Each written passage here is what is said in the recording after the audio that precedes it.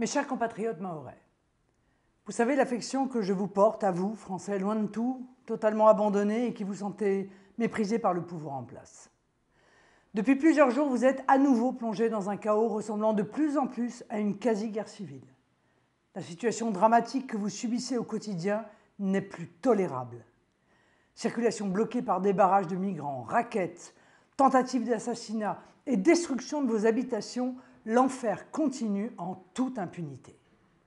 Je sais à quel sentiment profond d'injustice et d'abandon vous vous sentez livré.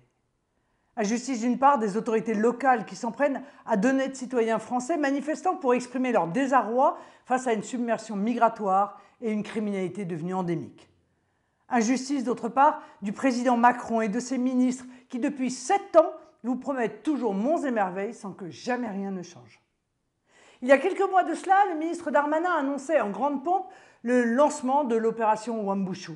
Cette opération devait mettre un terme à l'immigration anarchique, à la criminalité et à la prolifération des bidonvilles de migrants. Malheureusement, et comme nous l'avions annoncé, cette opération mal préparée juridiquement et diplomatiquement a été un immense fiasco.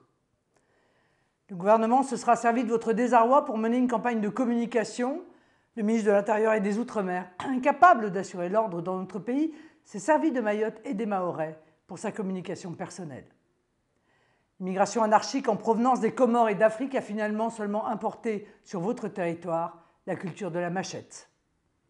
Comment croire que la France, puissance mondiale, soit incapable de faire entendre raison à l'Union des Comores et à son président?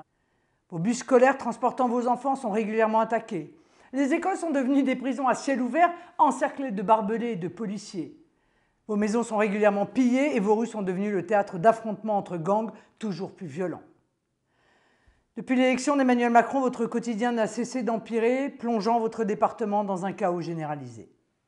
Ils n'ont honte de rien, ils sont prêts à tout pour vous faire croire que tout va changer, que votre situation les intéresse, mais ne font rien pour que la paix soit retrouvée dans votre département. Ainsi, le Premier ministre parle-t-il d'une loi-programme pour Mayotte, cette même loi dont parlait déjà l'ancien ministre de l'Outre-mer, Sébastien Lecornu, il y a plus de 2 ans. Tout comme le président parlait des premiers coups de pioche de la piste aérienne en octobre 2019, et ils n'ont toujours pas eu lieu. J'aimerais même déposer une proposition de loi pour mettre un terme à l'immigration à Mayotte en 2018, qui sera reprise dans une grande loi-programme en faveur de l'Outre-mer que je vous présenterai bientôt. Je sais l'amour que vous portez à votre pays, la France. Je sais votre attachement viscéral à notre patrie, vous qui par 3 fois avez fait le choix de la France. Votre résilience, votre combativité et votre amour pour notre pays poussent à l'admiration et nous obligent. Vous savez que vous pourrez toujours compter sur moi, je ne vous abandonnerai pas. Chers amis, ce que vous vivez me touche profondément. Ne baissez jamais les bras, gardez la tête haute, car ce que vous vivez n'est pas une fatalité, c'est la conséquence de mauvais choix politiques. Le Rassemblement national, ses élus et ses militants se tiendront toujours à vos côtés.